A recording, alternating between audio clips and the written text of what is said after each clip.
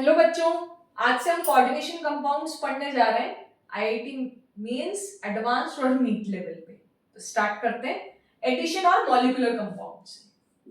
Addition और molecular compounds, आपने simple salts तो सुने ही होंगे जो कि एसिड और बेस से मिलके बनते हैं,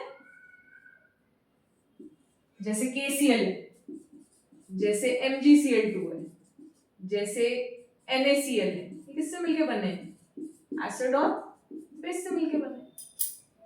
ठीक है, तो when two or more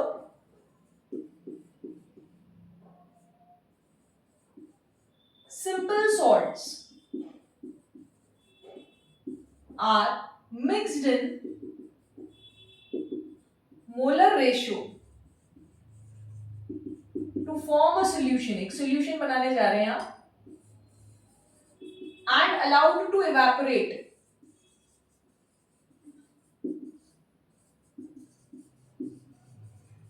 then crystals of new compound is formed.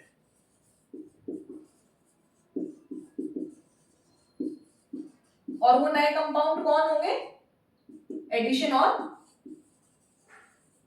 Molecular compounds होंगे। तो पहला एग्जांपल लेते हैं, KCl एक सिंपल सॉल्ट है, MgCl2 एक सिंपल सॉल्ट है।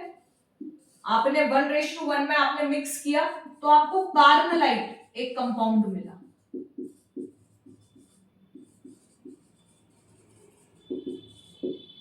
इसी तरीके से FeCN होल ट्वाइस और KCN आपने ऐड किया 1:4 में, 1:4 में, तो आपको क्या मिला? Potassium ferrocyanide.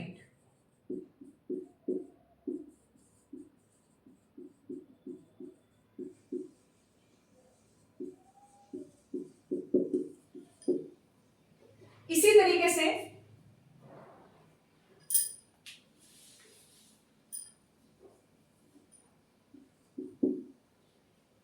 आपने कॉपर सल्फेट जो कि ब्लू कलर का होता है, इसमें अमोनिया सॉल्यूशन में ऐड किया तो 1:4 में ये ऐड हुए तो आपको स्विट्जर रिएजेंट मिला।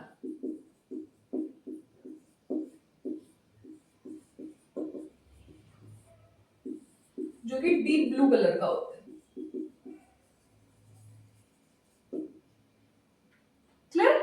अब ये कंपाउंड्स पानी में जाके कैसे बिहेव करेंगे, इनका क्लासिफिकेशन उस बिहाफ पे होता है। So depending on their behaviour in aqueous solution,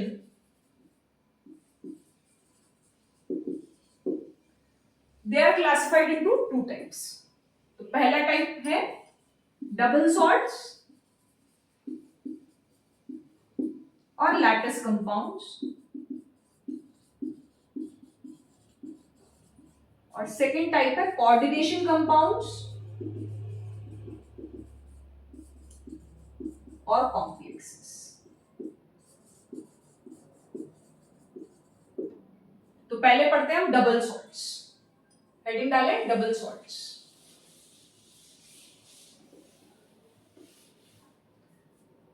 double salts exist करते हैं सिर्फ और सिर्फ सॉलिड स्टेट में। So they exist only in solid crystalline state.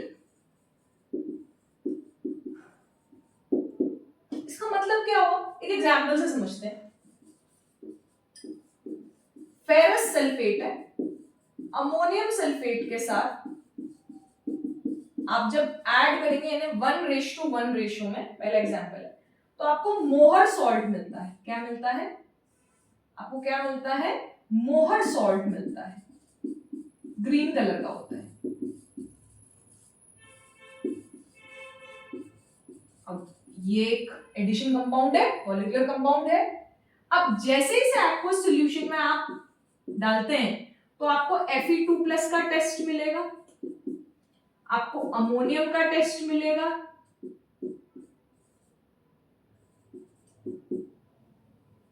आपको सल्फेट का टेस्ट मिलेगा, लेकिन आपको मोर सॉल्ट का टेस्ट नहीं मिलेगा. So they lose their identity in aqueous solution. They lose their identity in aqueous solution.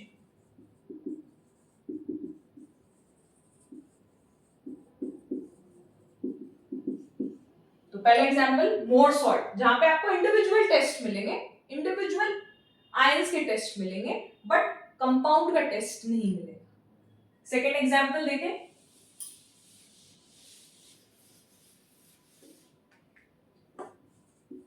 Carbonite का KCl MgCl2.6H2 अभी अपन ने पढ़ा था. इसको आप एक्वस सॉल्यूशन, इसका आप एक्वस सॉल्यूशन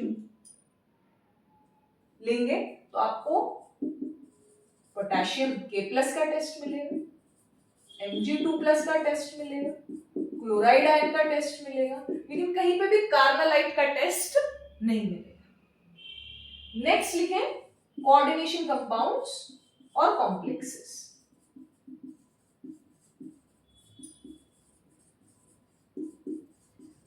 ये जो है, ये कॉम्प्लेक्सेस जो है, ये कंपाउंड्स जो हैं, वो एग्जिस्ट करते हैं दोनों में, सॉलिड स्टेट में भी और सॉल्यूशन स्टेट में भी.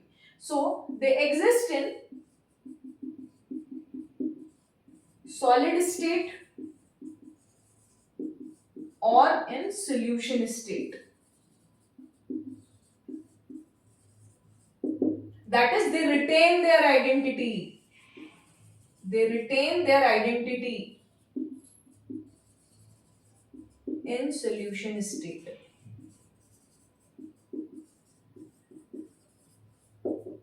They retain their identity in solution state. Example देखते हैं. FeCN वोल्ट वाइज देखा था 4 मोल्स KCN के साथ, तो आपको K4FeCN6 मिला था. इसे जब आप एक्वस सॉल्यूशन में डालोगे, इसका एक्वस सॉल्यूशन बनाओगे, तो आपको पोटेशियम का टेस्ट मिलेगा और आपको फेरोसाइनाइड आयन का टेस्ट मिलेगा.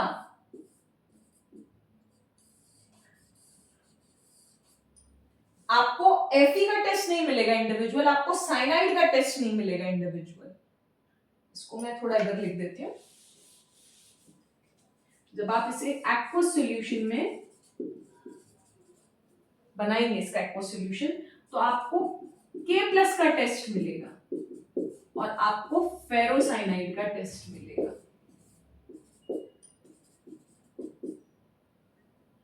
लेकिन आपको Fe2+ का कहीं टेस्ट नहीं मिलेगा, आपको साइनाइड का कहीं टेस्ट नहीं मिलेगा इंडिविजुअल.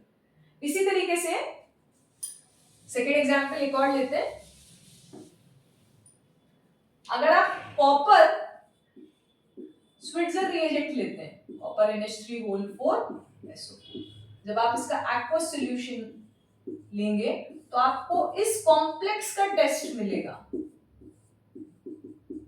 और सल्फेट आयन का टेस्ट मिलेगा, लेकिन कहीं पर भी आपको कॉपर 2+ का टेस्ट नहीं मिलेगा, अमोनिया का टेस्ट नहीं मिलेगा. Is it clear? आगे बढ़े, आपको डिफरेंस समझ में आ गया. नेक्स्ट लिखे रिप्रेजेंटेशन ऑफ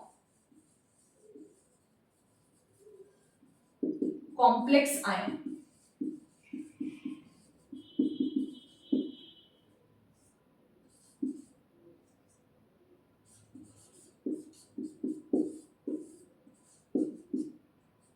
यहां पे मेटल क्या है, M क्या है, सेंट्रल मेटल एटम और आयन यूजुअली डी ब्लॉक का होता है.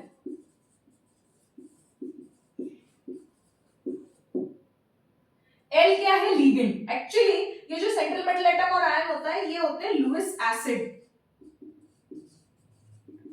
और जो L होते हैं वो होते हैं लुईस बेस, लिगेंड, जिनको हमें बहुत अच्छे से पढ़ना है इनका क्लासिफिकेशन आने वाले लेक्चर में. X क्या है, नंबर ऑफ लिगेंड्स,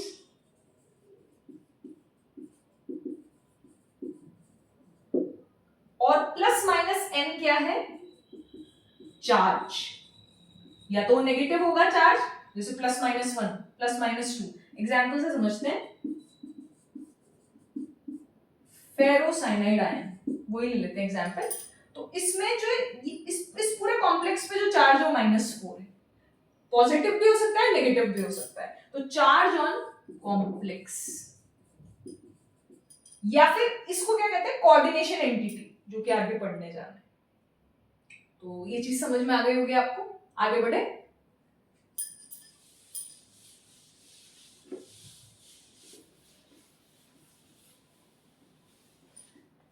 एक चीज देखिए, सपोज टू बी कॉम्प्लेक्स है K4FeCN6,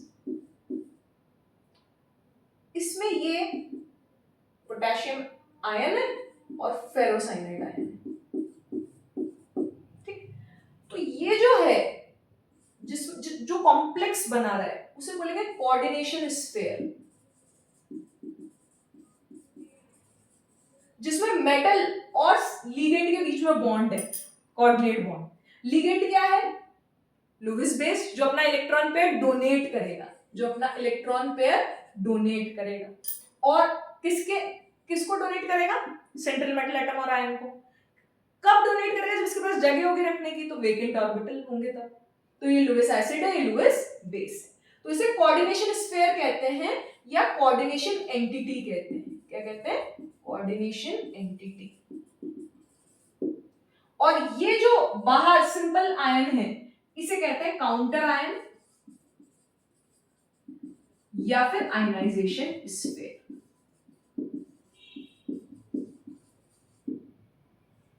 ठीक है। नेक्स्ट टर्म अगर हमें कुछ पढ़नी है तो पढ़नी है सेंट्रल मेटल एटम और आयन क्या होता है। तो it acts as an acceptor. Central metal atom और आयन क्या है, acts as an acceptor,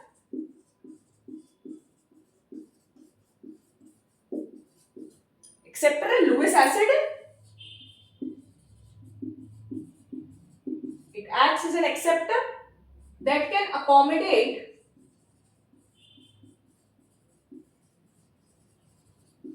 electron pair donated by the donor atom of the ligand,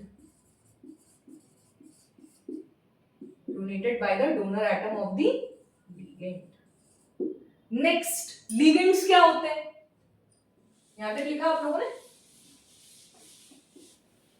ligands क्या होते हैं,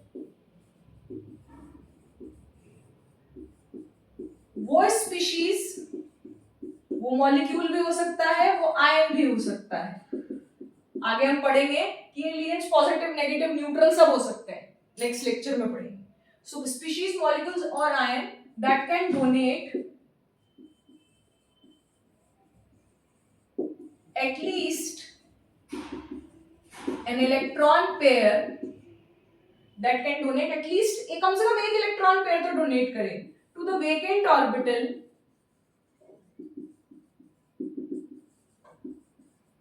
of central metal atom or ion, to the vacant orbital set to form coordinate bond,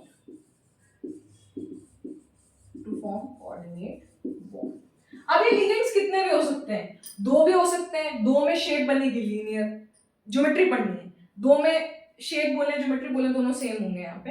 तो linear भी geometry हो सकती है, tetrahedral भी geometry हो सकती है, ट्राइगोनल प्लेनर भी ज्योमेट्री हो सकती है, सारी पढ़नी है। टीबीपी भी ज्योमेट्री हो सकती है, ट्राइगोनल बाइपिरामिडल, केमिकल बॉन्डिंग तो पढ़ा होगा आपने थोड़ा बहुत 11th में। ऑक्टाहेड्रल भी ज्योमेट्री हो सकती है, स्क्वायर प्लेनर भी ज्योमेट्री हो सकती है, तो सब पढ़नी। Next coordination polyhedral,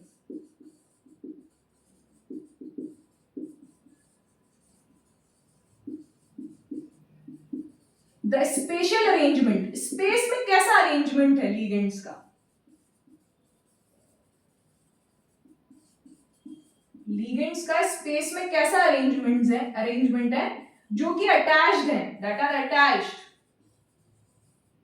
to the central metal atom और ion, defines coordination polyhedral, geometry एक तरीके से। कोऑर्डिनेशन पॉलीहेड्रल मतलब geometry.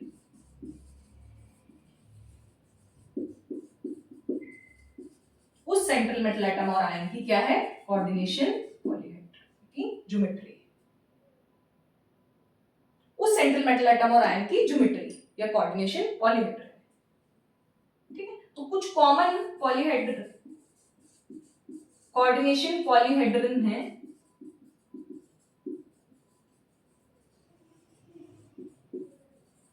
Square planar,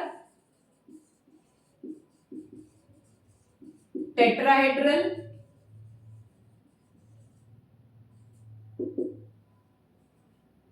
TBP trigonal bipyramidal, octahedral,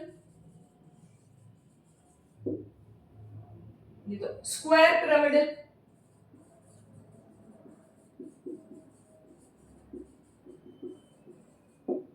ये सब है। स्टार्ट करते हैं, आपको थोड़ा बहुत शेप भी बता देते हैं मुंह पे।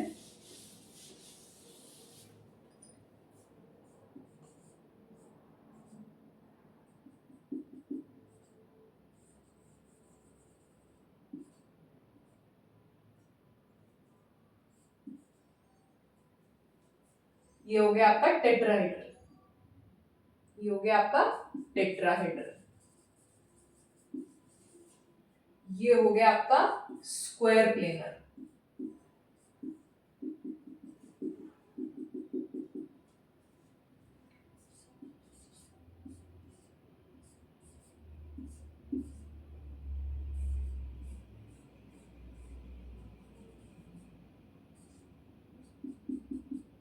ये हो गया आपका टीबीपी। इसको ऐसे देखिए, एक लिगेंड बाहर है, एक लिगेंड अंदर की साइड है, और ये इस प्लेन में, ये भी इस प्लेन में, ये भी इस प्लेन में, ये तीनों इस प्लेन में, एक लिगेंड बाहर की साइड है ये वाला, और एक लिगेंड अंदर की साइड है। स्क्वायर पिरामिडल,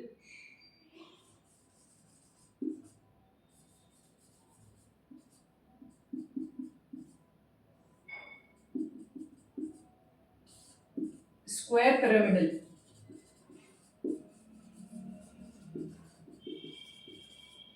इसमें आप ऐसे समझे, ये दो लिगेंड्स बाहर की साइड है, ये दो लिगेंड्स बोर्ड के अंदर की साइड में, और ये लिगेंड इस बोर्ड में, square pyramidal. Octahedral,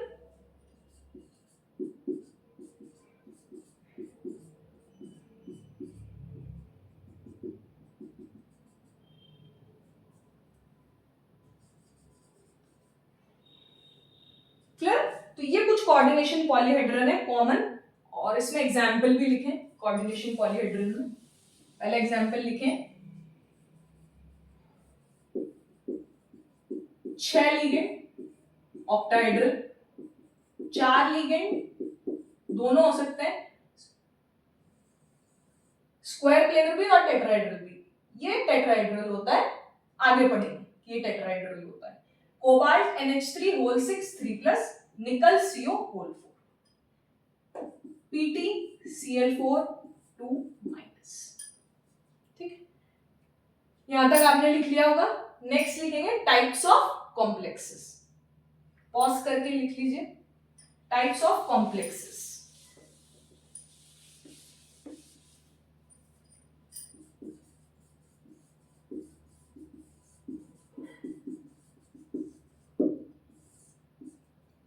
cationic complex,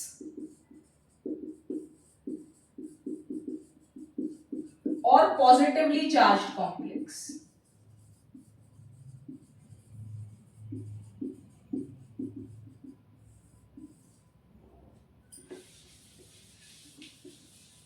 इसमें आप देखेंगे बेटा कि जो कैटायन पार्ट है, जैसे एग्जांपल आप देखें FeEn होल थ्राइस Cl3, जो कैटायनिक पार्ट है वो कॉम्प्लेक्स है, एनायनिक पार्ट सिंपल है।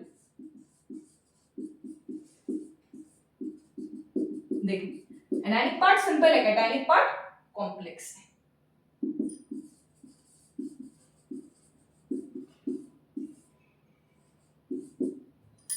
ठीक है, next anionic part, anionic complex और नेगेटिवली चार्ज कॉम्प्लेक्स।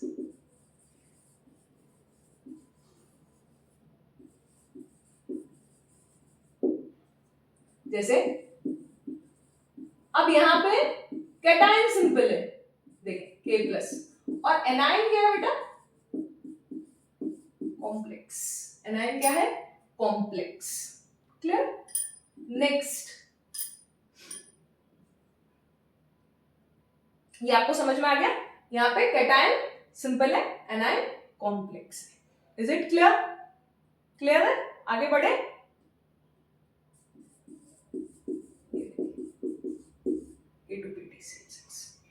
ठीक है, next neutral complex having complex cation और anion, दोनों, both complex cation and anion both, दोनों and both। जैसे example pt NH3 whole 4 pt Cl6, clear? Chromium NH3 whole 6 cobalt oxalate, ये भी एक लीगेंड होता है, ऑक्सिलेट होल थ्रेड्स, क्लियर? और फोर्थ पार्ट हम देखेंगे टाइप्स ऑफ कॉम्प्लेक्सेस में, neutral complex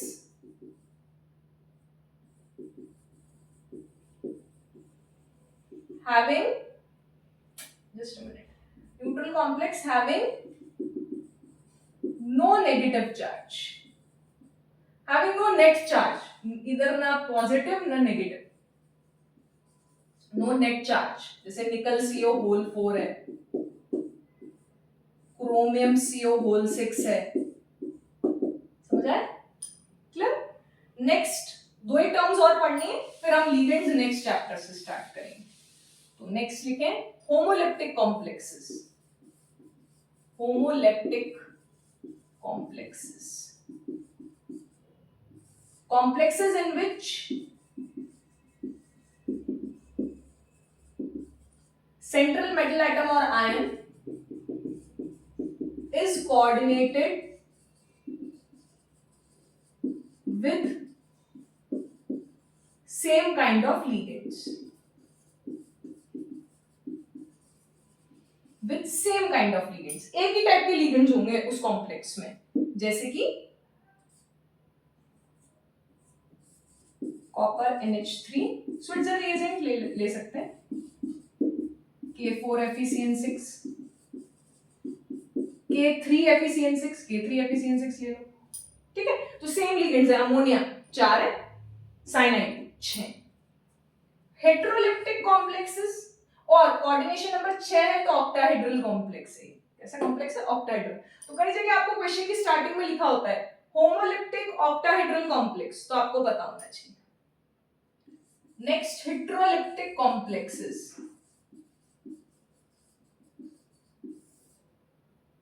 Complexes in which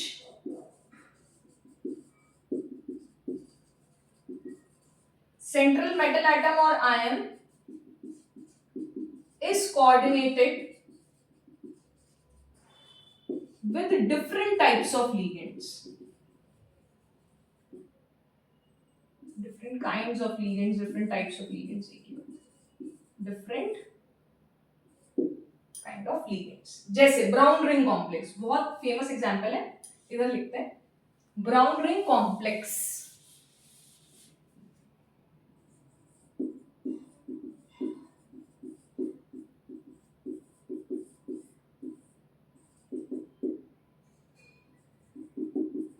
निकल NH3 होल 4 Cl2। तो यहाँ पे मिक्स्ड लिगेंड्स है, मिक्स्ड लिगेंड्स मतलब एक से ज्यादा लिगेंड्स। तो ये होमोलेप्टिक और हेटेरोलेप्टिक कॉम्प्लेक्सेस हुए। ये कुछ बेसिक डेफिनेशंस हमने आज कवर करी। नेक्स्ट लेक्चर में हम क्लासिफिकेशन ऑफ लिगेंड्स स्टार्ट करेंगे। आज का लेक्चर यहीं पे खत्म करते हैं। Thank you.